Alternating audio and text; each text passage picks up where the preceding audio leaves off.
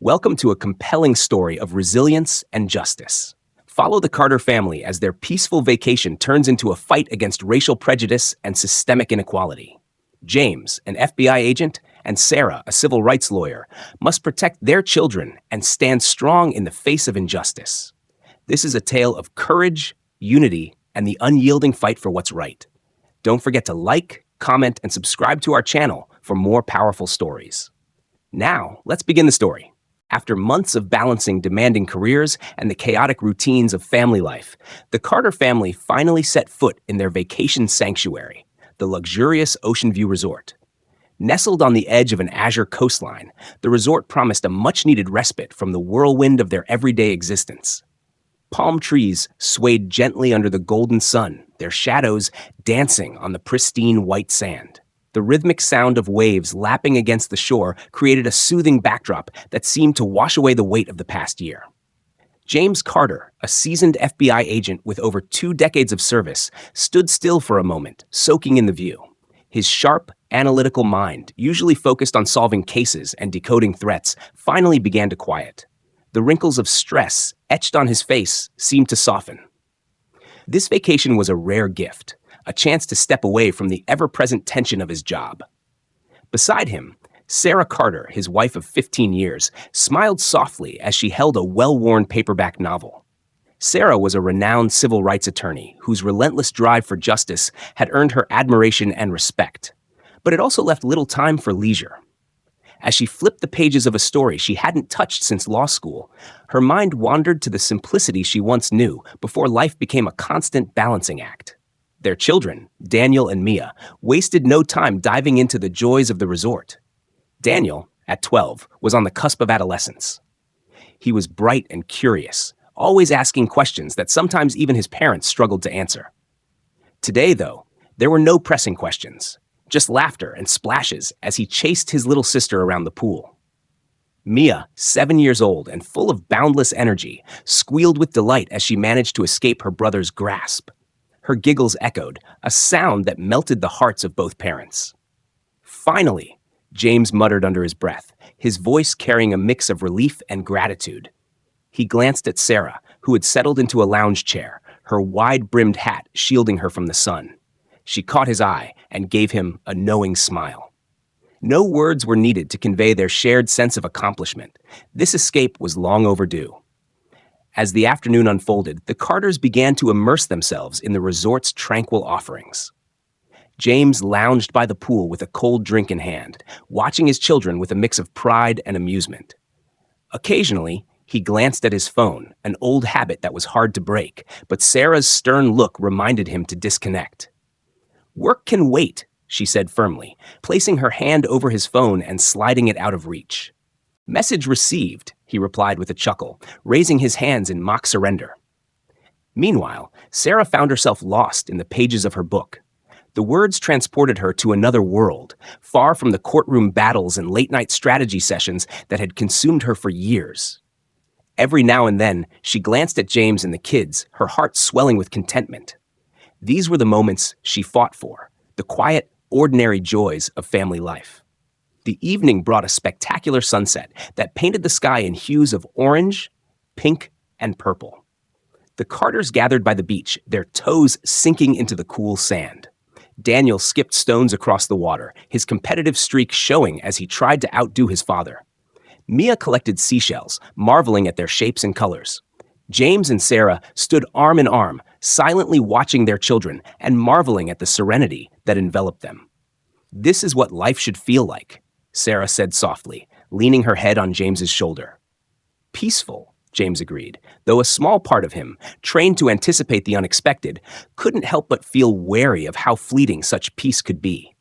But for now, he let himself relax, focusing on the sound of his children's laughter and the warmth of his wife by his side. As darkness fell, the Carters returned to their suite, a spacious haven with ocean views and every amenity they could imagine. The children fell asleep almost immediately, exhausted from the day's excitement. James and Sarah lingered on the balcony, sipping wine and talking about everything and nothing.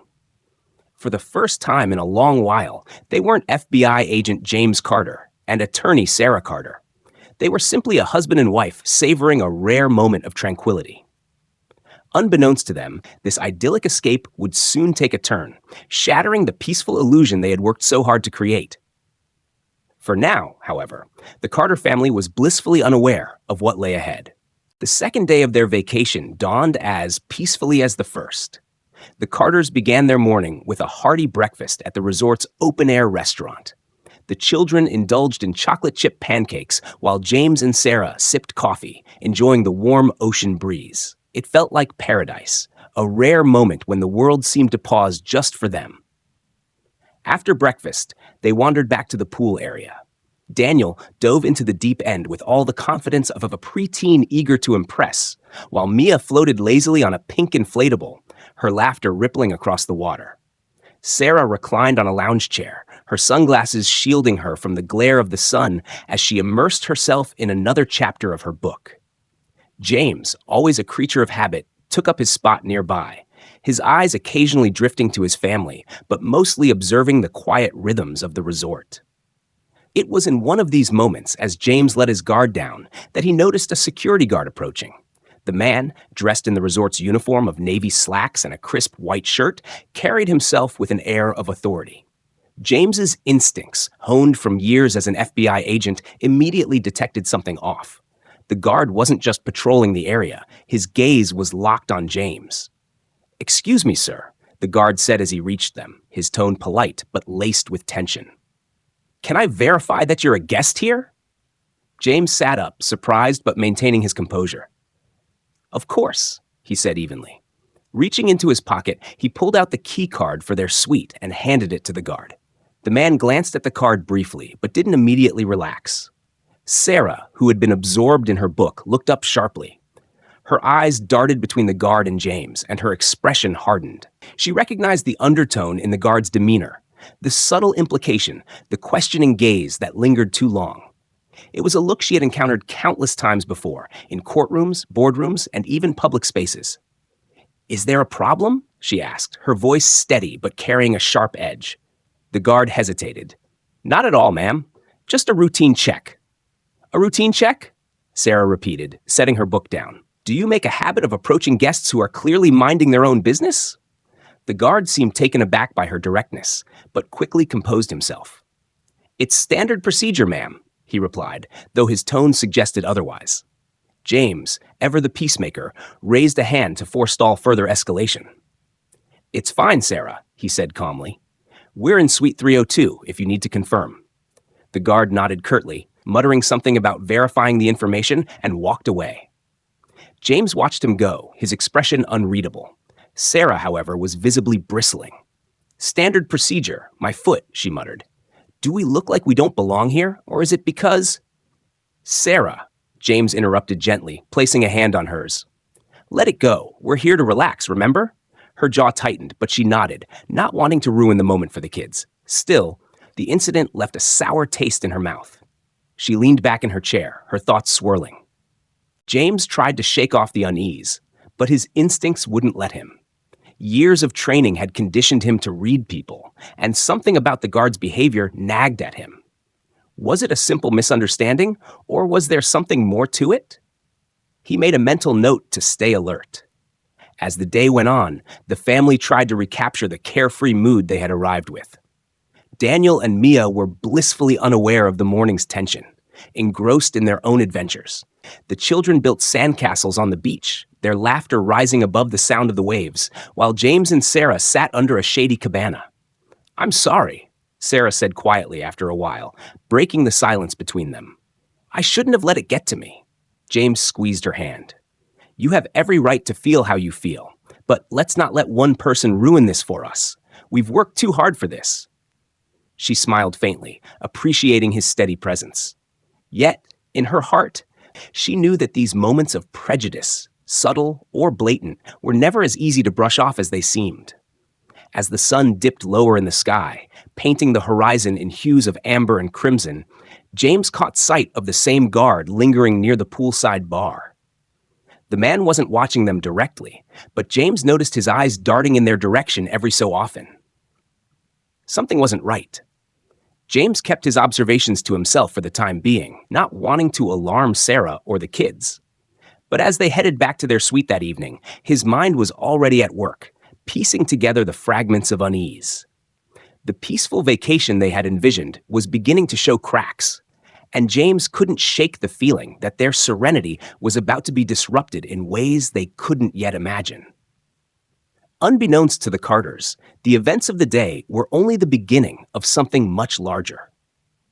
What had started as a seemingly harmless encounter was a warning, a small ripple that would soon become a storm. The tranquility that had settled over the Carter family was shattered when the security guard returned, now accompanied by a colleague. Their presence was hard to miss. Two men in matching uniforms, their stiff postures radiating authority, moving with purpose toward James and Sarah.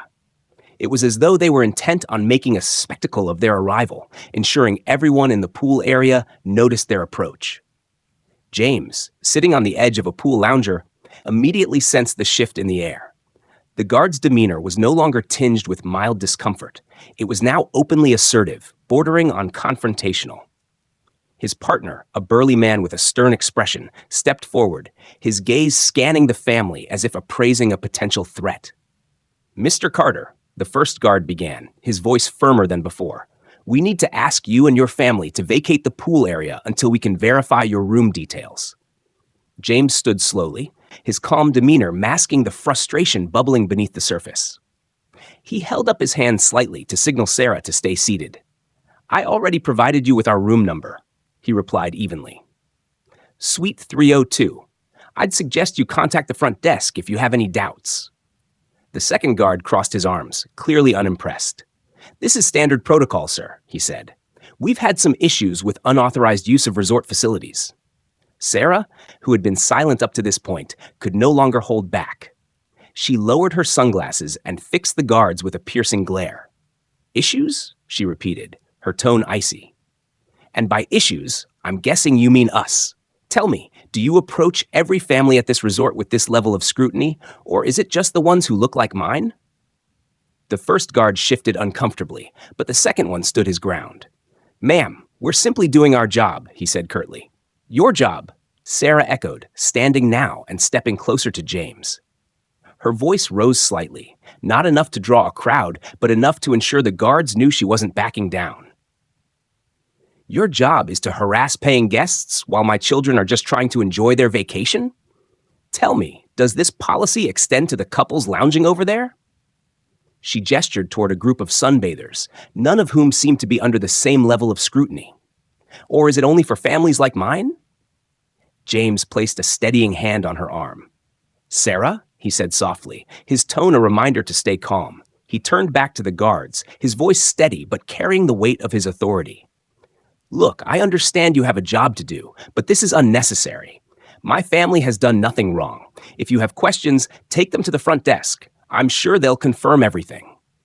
The first guard hesitated, glancing at his partner. It was clear they hadn't expected resistance, let alone from someone as composed as James and as sharp as Sarah. Yet instead of backing down, the second guard pulled out a walkie-talkie and muttered something into it. "Until we get confirmation, I'm going to have to insist you step away from the pool," he said firmly. James's jaw tightened. His mind raced, weighing his options. He didn't want to escalate the situation, especially not in front of Daniel and Mia, who were now standing at the edge of the pool, their confusion evident. But he also refused to let these men treat his family as though they didn't belong. "We'll wait here," James said finally, his voice calm, but with an undercurrent of steel. "If there's any misunderstanding, it will be cleared up soon." Sarah crossed her arms, her stance resolute. "Good idea," she said, her voice dripping with sarcasm. "Let's all stand here and wait for the front desk to confirm what we've been telling you from the beginning. I'm sure this is a great use of everyone's time." The guards exchanged uneasy glances. By now, a few other guests had begun to notice the exchange.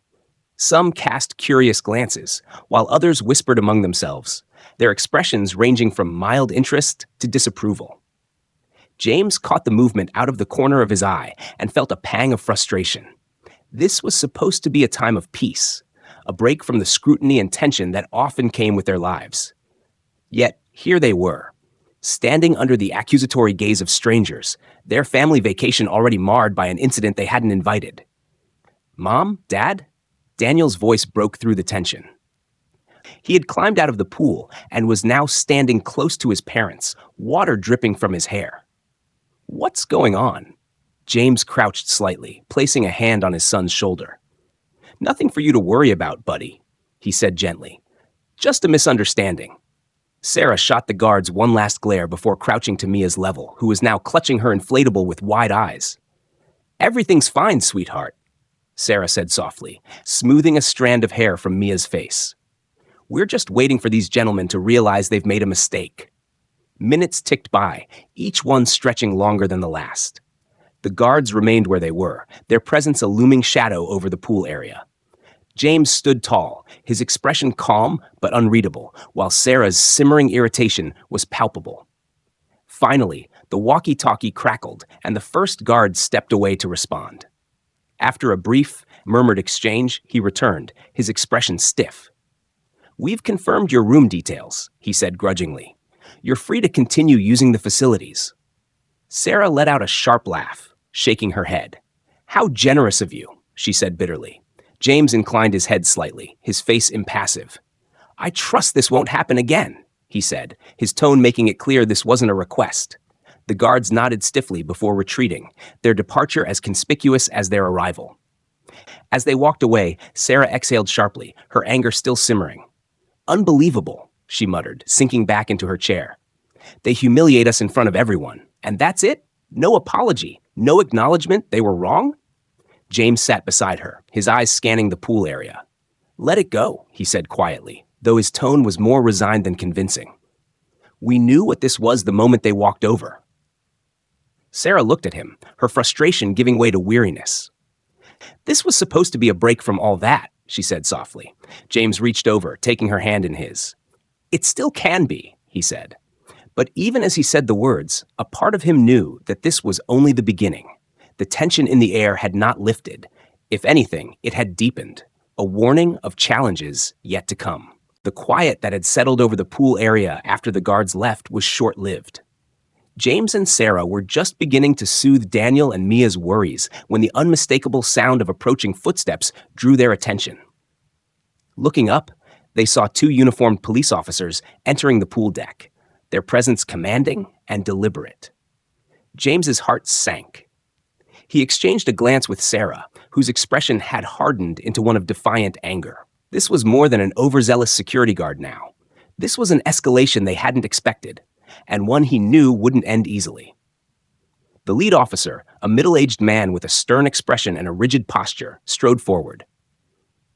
"Good afternoon," he said, his tone neutral but edged with authority. "We received a report about possible trespassers using the resort facilities without authorization. We'll need to see some identification." James rose to his feet, moving instinctively to shield his family from the officer's intense scrutiny. His FBI training told him to remain calm, even as frustration and indignation roiled beneath the surface. "Officer," he began evenly, "there's been a misunderstanding. We're guests here, Suite 302. You can verify that with the front desk." The officer's expression didn't soften. "Identification," he repeated, this time more forcefully. Reaching into his pocket, James withdrew his wallet and pulled out his official FBI credentials, holding them out for inspection. "This is who I am," he said firmly, "and this is my family.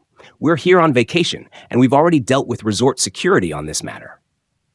The officer's eyes flicked to the badge, then back to James. A flicker of doubt crossed his face, but it was quickly replaced by skepticism. "This could be fake," he said flatly. James blinked, stunned by the dismissal. "Excuse me?" "Anyone can print out an ID like this these days," the officer continued, his tone unyielding. "I'm going to need something more." Sarah, who had been quietly seething beside him, finally exploded. "Are you kidding me?" she snapped, stepping forward. Her voice rang out across the pool deck, causing several onlookers to turn their heads. "This man just showed you his federal credentials, and you're calling them fake? What kind of nonsense is this?" "Ma'am, please stay calm," what the officer said sharply. "Calm?" Sarah shot back, her voice rising. "You walk in here, accuse us of trespassing, and now you're questioning his identity? If we were any other family, you'd have accepted his ID without a second thought. The second officer, a younger man with a quieter demeanor, shifted uncomfortably but said nothing. Sarah, James said quietly, placing a hand on her arm. His voice was firm but calm, a signal to de-escalate. Not here. Not in front of the kids. Sarah's eyes blazed with indignation, but she took a deep breath and stepped back. James could see the effort it took her to rein in her anger. Officer, James said, turning back to the lead policeman. You have a job to do, and I respect that. But my family and I have done nothing wrong. If you need to verify my identity, you have the resources to do so. Call the bureau. They'll confirm everything. The officer's lips tightened. That's not necessary, he said dismissively. We'll handle this here. Sarah let out a sharp laugh. Of course you will, she muttered under her breath. At this point, Daniel and Mia were huddled close to Sarah, their young faces etched with confusion and fear. Mia tugged on her mother's arm. Mommy, why are they mad at us? She asked in a small voice. Sarah crouched down, her expression softening as she cupped her daughter's face. They're not mad, sweetheart, she said gently. They're just confused. But don't worry, Daddy and I are here, and everything's going to be okay. Daniel, standing close by, looked up at his father. Dad? He asked, his voice tinged with uncertainty. You're not in trouble, are you? James crouched down to his son's level, placing a steadying hand on his shoulder. Nobody, he said firmly. I'm not in trouble, and neither are you or your sister. This is just a misunderstanding, and I'm going to take care of it. As James stood back up, he felt the weight of the stares from the other guests around the pool. Whispers carried on the breeze, and though no one approached, their judgment was palpable. He hated this. The public spectacle, the way his children were being exposed to the kind of prejudice he and Sarah had worked so hard to shield them from. The lead officer glanced at his partner, then back at James. We're going to need to confirm your room details, he said. James clenched his jaw, suppressing the sharp retort that rose to his lips. Instead, he nodded curtly. Fine, let's go to the front desk. Sarah stepped forward. I'm coming too, she said. Her tone left no room for argument. The officers exchanged a glance but said nothing as James and Sarah gathered their belongings and prepared to follow them. James bent down one last time to speak to Daniel and Mia. Stay here by the pool, he said gently. We'll be back soon. But, Dad, Daniel began, but James cut him off with a reassuring smile. It's okay, son. Just watch your sister, and we'll be right back. As James and Sarah walked away, flanked by the officers, the weight of the situation pressed heavily on them both. Sarah's anger simmered just beneath the surface, while James's composure hid the deep frustration he felt. This isn't over, Sarah muttered as they approached the front desk. James glanced at her, his expression unreadable. I know, he said quietly, but let's handle this the right way, for the kids. Even as he spoke, he couldn't shake the feeling that the encounter was far from resolved. It was only a matter of time before the true cost of this unjust accusation would reveal itself. The atmosphere at the resort's front desk was suffocating. James and Sarah stood rigid, flanked by the two officers, while the front desk clerk nervously fumbled through the computer system. The whispers from the gathered crowd were like tiny daggers, their sharp edge of judgment cutting through James's composure. Sarah's lips were pressed into a thin line, her simmering fury barely contained. Room 302, registered to James and Sarah Carter, the clerk finally said, her voice trembling. She glanced nervously at the officers, clearly aware of the escalating situation. James let out a slow breath. There, that should settle it, he said, his tone calm but firm. But the lead officer hesitated, his gaze lingering on James. Whether it was pride, prejudice, or simple obstinacy, something in him refused to back down. We still need to confirm that this ID isn't fake, he muttered, reaching for his radio. Sarah's patience snapped. You just heard the confirmation, she shouted, stepping closer. Are you seriously doubling down on this ridiculous accusation? What more do you need? Before the officer could respond, his partner shifted uneasily. Maybe we should let it go, he murmured. They've provided proof. It's clear they're not trespassers. But the lead officer waved him off. Not yet. We've had issues before. I'm not taking any chances. It was then that another officer arrived, striding through the lobby doors. This one was younger, with an air of self-importance. Without waiting for an explanation, he approached James and said curtly, Turn around. Hands behind your back. James froze. For a moment, he thought he'd misheard. Excuse me? We need to detain you until this is sorted out, the officer replied, his voice devoid of empathy. The world seemed to stop as James stood rooted to the spot. Sarah stepped between them, her voice a sharp blade cutting through the tension. You're arresting him? For what? For being a paying guest at a resort? This is outrageous! Ma'am, step back, the officer barked. James gently touched Sarah's arm, urging her to move aside. It's okay, he said softly, though his heart pounded with a mixture of rage and humiliation. He turned to the officer. You're making a mistake. I'm cooperating fully, and I've done nothing wrong. Then you'll have nothing to worry about. The officer said coldly as he pulled out a pair of handcuffs. James closed his eyes briefly, steeling himself. The metallic click of the cuffs snapping around his wrists echoed in the stunned silence of the lobby. At that moment, Daniel and Mia appeared at the edge of the crowd.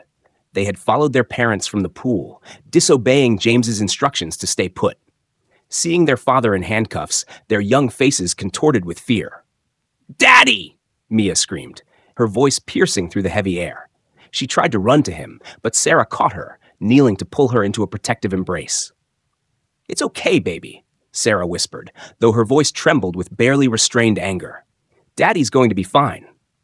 Daniel, standing stiffly beside his mother, clenched his fists. Why are they doing this? He demanded, his voice cracking. Dad didn't do anything wrong. James turned to face his son, his movements restricted by the cuffs. Daniel, he said, his voice steady despite the turmoil inside him. Listen to me. This doesn't change anything. You know who I am, and you know the truth. Don't let anyone make you think otherwise, okay? Daniel nodded, tears brimming in his eyes. The crowd of onlookers grew larger, their murmurs louder. Several people pulled out their phones, recording the scene. Sarah looked around, her eyes blazing. Is this what you all came here for? She snapped, her voice filled with scorn. To watch a family get humiliated? You should be ashamed of yourselves. One woman in the crowd spoke up hesitantly. This doesn't seem right, she said, her voice wavering. He said he's FBI. Shouldn't you check that? The lead officer ignored her, his focus remaining on James. Let's go, he said, gripping James's arm. As they moved toward the exit, Sarah stepped forward again. I'm coming with him, she said, her tone leaving no room for argument. The younger officer hesitated but nodded. Fine, you can ride along to the station. James caught Sarah's eye as they walked side by side. You don't have to do this, he said quietly. Don't even start, she replied, her voice fierce. You're my husband, and I'm not letting them take you without a fight. Behind them, the voices of the crowd grew more contentious, with some questioning the officer's actions and others defending them. Daniel and Mia were left standing near the front desk, looked after by a concerned hotel employee who knelt to comfort them. As they exited the resort, James couldn't help but feel the weight of the moment pressing down on him. He had faced danger in his career, stared down criminals, and risked his life countless times. But nothing had prepared him for the helplessness of being handcuffed in front of his family, treated as a criminal for nothing more than existing in the wrong place at the wrong time. Sarah squeezed his arm briefly as they approached the police car. This isn't the end, she murmured. We're going to make them regret this. James didn't doubt her for a second, but as he was pushed into the back seat of the car, his heart ached for his children, left to watch their father being taken away, and for Sarah, who now carried the weight of holding their family together. The humiliation was unbearable, but James knew one thing for certain. This fight wasn't over. Not by a long shot. The harsh fluorescent lights of the station flickered above as James sat on an unforgiving metal chair, his hands still cuffed behind his back. Across the table, the younger officer leaned in, his voice sharp. Just because you claim to be FBI doesn't mean we're taking you at your word. We've had plenty of imposters. James met his gaze steadily, his calm demeanor unshaken. I understand you need to do your job, officer, he said, but I also expect you to do it thoroughly. That badge is real, and my credentials are on file. Take the time to verify them. Nearby, Sarah paced the room, her arms crossed tightly over her chest. Her anger simmered just below the surface, barely held in check. The humiliation of the day, the fear in her children's eyes, and the blatant injustice of it all churned inside her like a storm. "I want your badge numbers," she snapped at the lead officer. "Every single one of you who contributed to this disgraceful farce. This isn't just negligence, it's discrimination. Plain and simple." The officer, clearly growing uncomfortable, avoided her gaze and mumbled, "Ma'am, we're just following protocol." "Protocol?" Sarah scoffed. "Your protocol includes handcuffing a man in front of his children based on nothing but your baseless assumptions? If that's true, then your entire department is a disgrace." The room fell silent for a moment until the door creaked open. An older officer, his silver hair glinting under the lights, entered with a file in hand. His badge read Lieutenant Harris. He exuded an air of authority and experience that immediately commanded attention. "What's going on here?" Harris asked, his tone sharp as his eyes scanned the room. His gaze landed on James and then on the cuffs. His frown deepened.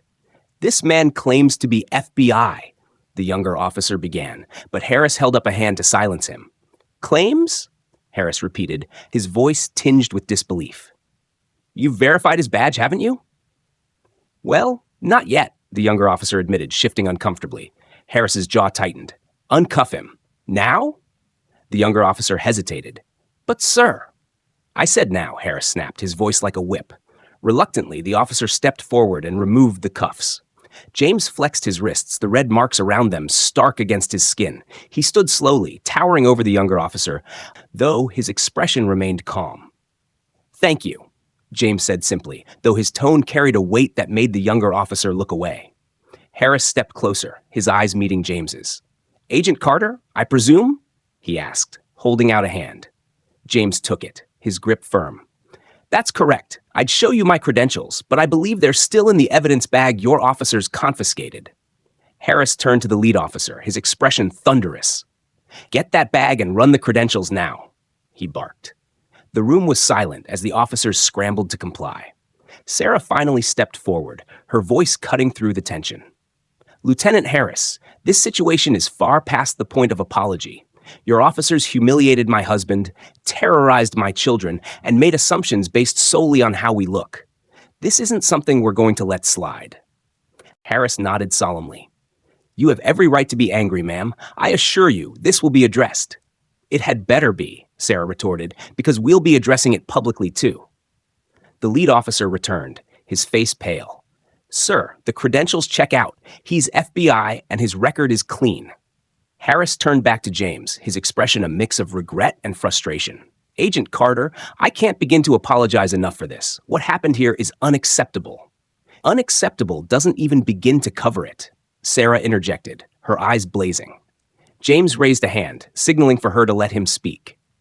"Lieutenant Harris, I appreciate your apology, but this isn't just about me. It's about a pattern of behavior that shouldn't exist in law enforcement. I've been in this line of work long enough to know that systemic issues don't change without accountability." Harris nodded grimly. "You're right, and I'll make sure a full investigation is conducted into today's events." The younger officer, standing off to the side, finally spoke up. "We were just trying to do our job," he said defensively. Sarah wheeled on him. "Your job?" she snapped. "Your job is to protect and serve, not to profile and humiliate innocent people. You've failed at your job today, and the consequences will follow you." James placed a calming hand on her shoulder. "Sarah," he said softly, "let's take this step by step." Turning back to Harris, James said, "I'll be filing a formal complaint. You'll hear from my attorney as well, and I expect a personal apology to my children, who had to watch their father treated like a criminal." Harris's expression darkened with shame. "Understood, Agent Carter. And again, I deeply regret what's happened here." With that, Harris dismissed the younger officers, who left with their heads hanging low. Sarah and James were escorted back to the lobby, where Daniel and Mia ran to their parents, clinging tightly. "Daddy!" Mia cried, tears streaming down her face. James knelt, pulling both children into a hug. "It's okay," he whispered. "I'm here. Everything's going to be okay." Sarah stood beside them, her hand resting on James's shoulder as she glared at the retreating officers. Her vow from earlier still burned in her chest. This wasn't over, not by a long shot. The lobby of the Ocean View Resort buzzed with hushed whispers and judgmental stares. A cluster of guests lingered near the front desk, their phones raised, capturing every moment of the unfolding drama. James stood tall beside Sarah, his arm protectively draped around Daniel and Mia, who clung to him like lifelines. The children were silent, their wide eyes reflecting the confusion and fear they had experienced. Through the double doors leading to the back office, the resort manager hurried toward them, a sheen of nervous sweat glistening on his forehead. His tailored suit and perfectly coiffed hair failed to mask the stress etched on his face.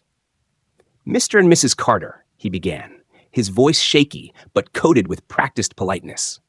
"On behalf of Ocean View Resort, I'd like to extend my deepest apologies for this unfortunate incident." Sarah's arms were crossed tightly over her chest, her jaw set in a way that signaled she wasn't here for empty platitudes. James, ever the professional, maintained a calm exterior, though his piercing gaze left the manager visibly uneasy. "This is far more than unfortunate," Sarah shot back, her voice cutting through the murmurs of the crowd. "Your staff humiliated my family, traumatized my children, and subjected us to blatant discrimination. An apology doesn't even begin to address the harm caused." The manager nodded quickly, wringing his hands as he spoke. "I completely understand, Mrs. Carter. Please allow us to make amends. We'll compensate your entire stay, no charge for the suite, meals, or amenities. We'll also issue a formal statement of apology." Sarah raised an eyebrow, unimpressed. "You think money is going to fix this? My husband was handcuffed in front of our children. Your guests stood there filming as we were treated like criminals. This isn't about a free vacation. This is about accountability and change." The manager faltered, clearly unused to dealing with someone who refused to be pacified with material gestures. "Of course, Mrs. Carter. We take these matters very seriously. I assure you, the staff involved will be addressed." Sarah stepped forward, her voice steady but sharp. "Addressed?" she echoed. "You're not grasping the gravity of what happened here. This isn't just about a few bad employees. This is about systemic issues, about how people like us are treated differently, about how policies are applied selectively, and about how your leadership allows these biases to persist." A murmur of agreement rippled through the onlookers. A woman in the crowd spoke up, her voice tinged with anger. "She's right. I saw the whole thing. It was disgusting. This family did nothing wrong." Another guest chimed in. "We've been coming to this resort for years, but after what I just witnessed, I'm reconsidering ever coming back." The manager's composure began to crack under the weight of the mounting outrage. He cleared his throat and held up his hands as if to placate the crowd. "Please, everyone, we are deeply sorry for what's happened. Ocean View Resort prides itself on creating a welcoming and inclusive environment for all our guests. This was an isolated incident, and we will ensure it doesn't happen again." "Isolated?" James finally spoke, his voice low but powerful, cutting through the room like a blade. "Do you really believe that? Because I've worked in law enforcement long enough to know that these incidents are rarely isolated. They're part of a pattern that won't change unless people like you take real action." The manager opened his mouth to respond, but Sarah wasn't finished. "Here's what's going to happen," she said, her tone brooking no argument. "You're going to conduct a thorough review of your policies and training. You're going to implement anti-bias education for your staff. And you're going to make sure this resort sets an example for others instead of being a cautionary tale."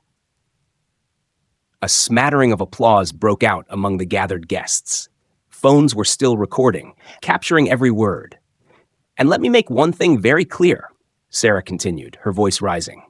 "If I don't see concrete changes, if I don't hear from your legal team within the next week, I will make it my mission to ensure that this story reaches every major news outlet in the country. Do you understand me?" The manager nodded hastily, his face pale. "Yes, Mrs. Carter. Absolutely. We'll do everything you've outlined." James glanced at Sarah, a flicker of admiration in his eyes. He knew her tenacity was one of the reasons he fell in love with her, but seeing it in action still left him in awe. "Good," Sarah said, stepping back and folding her arms again. "Then I suggest you get to work." With the manager retreating to his office, presumably to begin damage control, the Carters turned their attention to their children. James knelt to Daniel and Mia's level, his voice soft. "You okay, buddy? Sweetheart?" Daniel nodded hesitantly, his expression serious beyond his years. Why did they do that to you, Dad?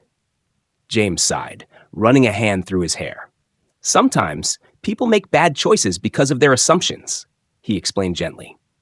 But it's important to stand up for what's right and to make sure those choices don't hurt others in the future. Mia sniffled, wrapping her arms around James's neck. I don't like those people, she whispered. James hugged her tightly. I know, sweetheart, but not everyone is like that. And we're going to make sure this doesn't happen again, to us or anyone else. As the family walked toward the elevators, the crowd began to disperse, though many guests lingered, clearly shaken by what they had witnessed. Strangers offered the Carters quiet words of support, and one man handed Sarah his business card.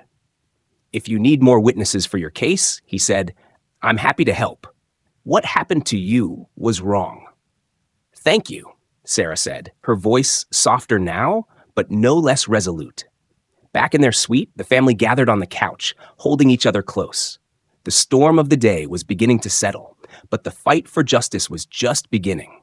The night following the incident at Ocean View Resort, the Carter family found themselves in a quiet, almost surreal state of disarray. The world outside their suite seemed distant, muffled by the weight of the day's events. Inside, the silence was broken only by the soft murmurs of Daniel and Mia as they settled into their beds, clearly still processing the trauma of what they had witnessed. James sat on the edge of the couch, staring out the window at the dark ocean beyond. The waves crashed rhythmically against the shore, a reminder of the peaceful retreat they had envisioned before everything had spiraled out of control. It was difficult to reconcile the serenity of the resort with the harshness of the treatment they had endured. His hand rested on his knee, a fist of anger tightening in his chest as he thought about the humiliation he had been subjected to in front of his family. Sarah, on the other hand, was in the other room, speaking in low, steady tones with her legal team. Despite the toll the events had taken on her, she was determined, already shifting gears from the emotional shock of the moment to the focused professional approach that had defined her career. Sarah, this isn't just about one bad encounter, her lead attorney Maya said over the phone, her voice sharp with concern. This could be a class action case. There's a clear pattern of discriminatory treatment here. We'll need to gather statements from the other guests who witnessed the incident.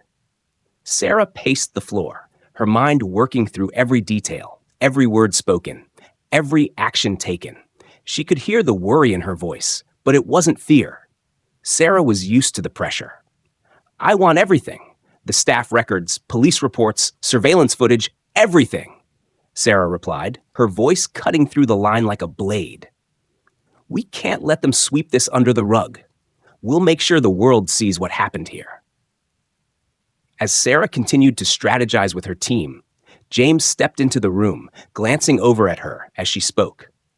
He hadn't said much since they'd returned to the suite, his mind wrestling with the urge to defend his family and his growing frustration at the system that had failed them.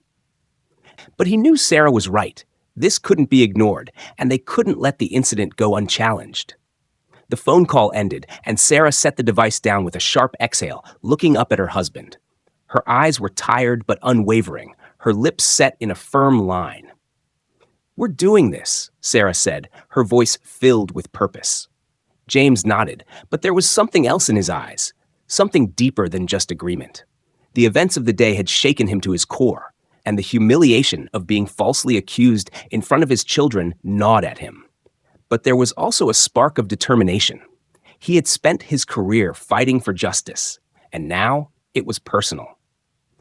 I've been thinking about what you said earlier, he began slowly, taking a seat beside her on the couch. You're right. This isn't just about us. It's about what happens to other families.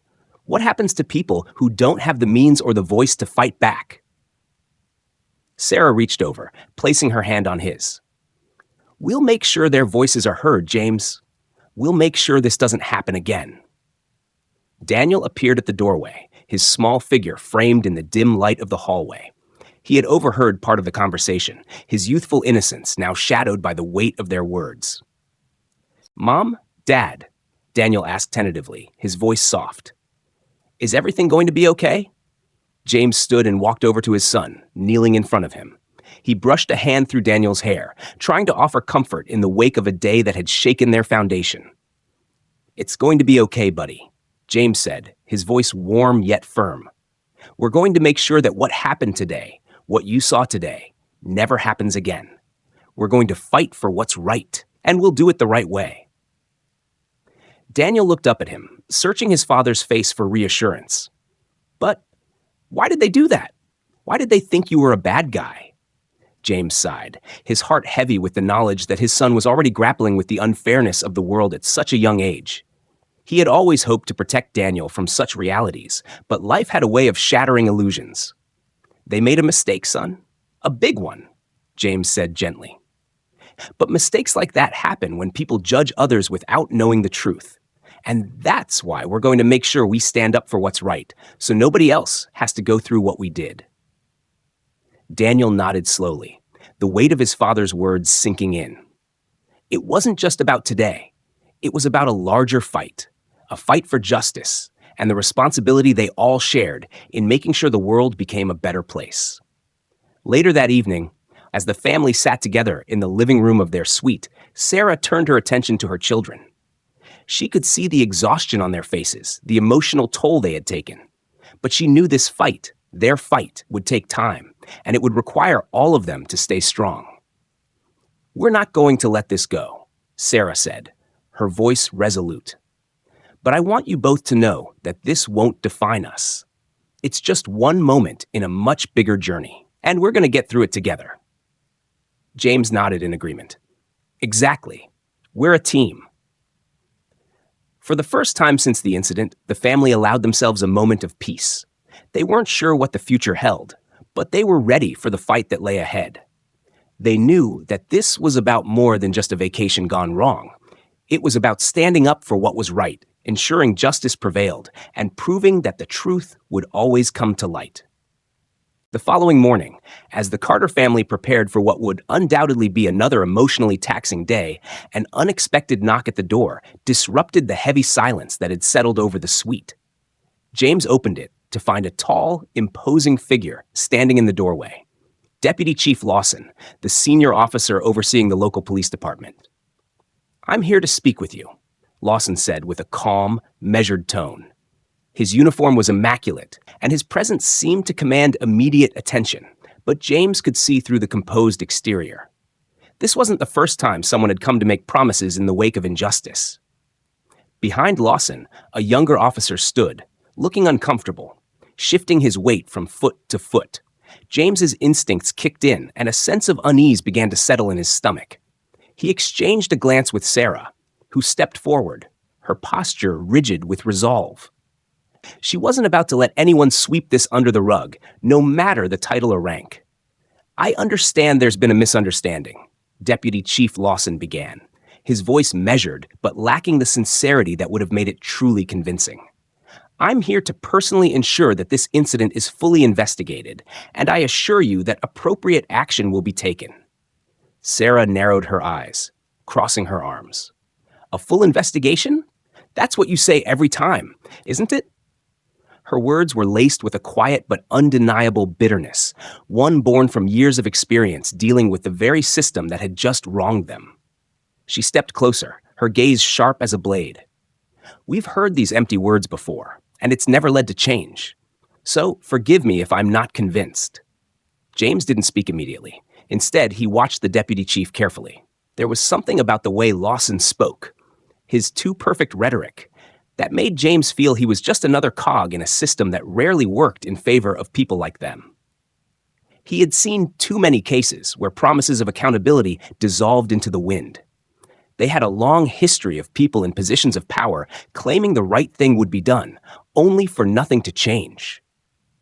Lawson's eyes flicked briefly to the younger officer, a silent signal, before returning his gaze to the Carters. "I understand your skepticism. It's well placed, given the circumstances. But this time, things will be different." The words sounded rehearsed, almost too smooth to be genuine. James had heard similar promises in the past, each time left unfulfilled. He wasn't naive enough to believe that a man like Lawson would stand in front of them and fix the system with a wave of his hand. He'd need more than just words. "You want us to believe that?" Sarah challenged, her voice unwavering. "The only thing that will make us believe you is action. Real, concrete action. We're not going to settle for another empty apology or a meaningless internal review. We've been down that road before, and we won't be dismissed again. James stepped forward, his presence firm yet calm. "We're not here for your public relations campaign," he said, his voice cold but resolute. "We're here because we were unjustly targeted, humiliated, and made to feel like criminals when we did nothing wrong. This is about accountability, not about saving face." The deputy chief's posture stiffened, but he didn't falter. "I understand, and I'm not here to make excuses. I'm here to tell you that this incident will be thoroughly investigated. I'll personally oversee it." He paused, his eyes shifting slightly, as if weighing his next words carefully. "And if it's determined that the officers involved acted improperly, they will face consequences." But Sarah wasn't done yet. "That's not enough," she shot back. "We've been victims of this same system too many times, and we've seen how easy it is for you to make these promises and then disappear when the dust settles. We don't want another investigation that leads nowhere. We want action, public accountability, transparency in every step of the process, and consequences for everyone involved in this mess." James could see the shift in the deputy chief's expression. It was subtle, but it was there. He was beginning to realize that the Carters were no longer just victims of an incident. They had become a force that would not be dismissed, a force that demanded answers. "Sarah," James said softly, his voice tinged with a hint of both pride and exhaustion, "I think we've made our point." She turned to him, her eyes fierce but filled with the quiet strength that had always been her anchor. "No, we've made the first of many points." Deputy Chief Lawson nodded slowly, his expression unreadable. "I understand your concerns. I truly do. But what you need to know is that I will be watching this closely. I will make sure there's no cover-up, no whitewashing. The truth will come out."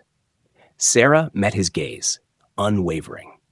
"You have no choice but to make sure the truth comes out. If you try to cover this up, we'll expose everything, every failure, every lie, every cover-up. We'll go public with everything, and we'll hold every single one of you accountable." For a moment, there was a long silence, heavy with the weight of the words exchanged. Finally, Deputy Chief Lawson nodded again, his voice much quieter this time. "I'll take your concerns to heart, and I'll make sure the investigation is handled properly. But this is your last chance. I'm giving you the opportunity to trust me. I won't disappoint you." Sarah's eyes never left his, but her response was simple. "We'll see." As Lawson turned and left the suite, the door closing behind him with a soft thud, James and Sarah stood there in the quiet aftermath, each processing the encounter in their own way. They had made their position clear, but they both knew the road ahead would be far from easy. This wasn't just about fighting a single incident. It was about confronting an entire system that had been built on inequality, a system that had shown its ugly face yet again. But one thing was certain: they weren't backing down. This fight had only just begun. As the Carter family made their way back toward their suite, the sun began to dip below the horizon, casting a warm golden hue over the resort. The once peaceful atmosphere had now been replaced with a palpable tension, the aftershocks of their ordeal still reverberating through every step they took. But despite the unease lingering in the air, there was a quiet strength between them, a bond forged not just by love, but by the resolve to stand firm in the face of injustice. James walked at the front, his shoulders squared, eyes forward. The handcuffs had left a faint mark on his wrists, but it was the emotional scars, the deep cuts to his pride and dignity, that weighed most heavily on him. He had seen too many people let down by the system, had witnessed firsthand how the wheels of justice could grind to a halt when the wrong people were in charge. But today was different. Today, something had shifted inside him. He was no longer just a victim of circumstance. He was a father, a husband, and a fighter. Behind him, Sarah walked with a steady determination in her step. Her usual poise was still present, but it was now mixed with the fierceness of a woman who had been pushed to her limits. She had always fought for the rights of others, but now she was fighting for her own family. She refused to let this incident fade into obscurity, and she knew that they had only just begun the battle to make things right. Daniel and Mia, walking side by side, had been unusually quiet since the confrontation, their youthful innocence shattered in a way that could never be undone. Daniel, his normally bright and curious eyes clouded with confusion, looked up at his father, searching for reassurance.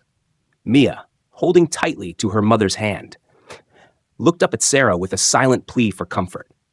James turned to look at them, his heart heavy with the burden of what they had just experienced. He could see the questions in their eyes, the fear that had replaced the carefree joy they'd arrived with. His voice was gentle but strong as he knelt down to Daniel's level. "You okay, buddy?" he asked, his words soft yet filled with the power of love and unwavering support. Daniel didn't answer right away. His lips trembled slightly, and for a moment, James thought he might say something about how he didn't understand why it had all happened, why they had been treated like criminals, why they had been humiliated in front of strangers. But instead, Daniel simply nodded, though his eyes betrayed his inner turmoil. "I'm just glad you're okay, Dad," he said quietly. James smiled, ruffling his son's hair. "I'm glad you're okay too, son. And you know what? We're going to get through this together, all of us." He straightened up and looked over at Mia, who had been silent since the incident. Her small frame was tense, but her eyes, wide and uncertain, spoke volumes. "Hey, Mia," Sarah said softly, crouching down to her daughter's level. "I know that was really scary, sweetheart, but remember this. You're strong, just like your dad and your brother, and we are going to make sure this never happens to us again." Mia's lips quivered, but she didn't cry. She simply nodded, squeezing her mother's hand tightly. "I don't like that they hurt you, Mommy," she whispered. The simple truth of Mia's words struck Sarah in a way she hadn't expected. She had spent so much time thinking about the legal fight ahead, about holding the resort and the police accountable, that she hadn't stopped to consider the emotional toll it would take on her children. But seeing Mia's innocent face, filled with the weight of the world, made her resolve even stronger. She wouldn't, let this be the moment that defined her children's lives. James stood up straight, casting a look towards Sarah. Their eyes met, and in that unspoken moment, they shared an understanding. This wasn't just about them anymore. This was about showing their children what it meant to fight for what was right, to stand tall in the face of adversity, and to never allow themselves to be silenced or diminished by the systems that tried to control them. "I know it's hard to understand now, but we're doing the right thing," James said, his voice steady, his gaze unwavering. "This is a fight for all of us. Your mother and I will lead the way, but we will always have each other. That's what makes us strong. That's what makes us united." They arrived back at their suite, the door closing softly behind them. The air inside felt different, still heavy, but now filled with the warmth of family, a warmth that could never be taken away. James and Sarah shared a moment of quiet connection before Sarah turned to her legal team. She had already started drafting a letter of intent to sue the resort and the police department for the violations of their rights. She was prepared to take this fight to the highest level. But as Sarah made her calls, James took a moment to sit with his children. He told them stories from his own childhood, reminding them of the strength they came from, the resilience embedded in their DNA. And as he spoke, he could see the weight beginning to lift from Daniel's shoulders, the fear beginning to fade from Mia's eyes. This wasn't just a fight for justice anymore. It was a fight for dignity, for the future of their children, for the future of every person who had ever been treated as less than they were. As the night wore on, the Carters gathered around the dinner table, their voices rising in laughter for the first time in hours. There was still work to be done, still a long road ahead. But for the first time since that fateful encounter at the pool, they felt whole again. They felt united. And in that unity, they knew they would find the strength to face whatever came next, because together, there was nothing they couldn't overcome. As the Carters sat around the table, the world outside seemed distant, a reminder that while the forces of injustice may sometimes feel insurmountable, they could never break the bond of a united family. They had weathered the storm together, not just as a family of individuals, but as a force, powerful in their love, their resolve, and their commitment to doing what was right. The road ahead would be long and filled with obstacles, but Sarah, James, Daniel, and Mia knew one undeniable truth. When you stand together, nothing can take away your strength. And so their fight for justice began, not just as a matter of law, but as a testament to the love and courage that bound them, and to the undeniable power of standing tall, no matter the odds. In the face of adversity, they had found something even greater than victory. They had found unity, and in unity, they had found hope. And with that hope, they would continue to fight together. Thank you so much for watching this video. We truly appreciate your time and support. If you enjoyed the story, don't forget to give it a thumbs up, subscribe to the channel for more content, and leave a comment below sharing your thoughts or anything you'd like to see next. Your feedback means the world to us and helps us keep creating more stories for you. Stay tuned for the next chapter. And remember, your voice matters. Thanks again for being part of this journey. See you in the next video.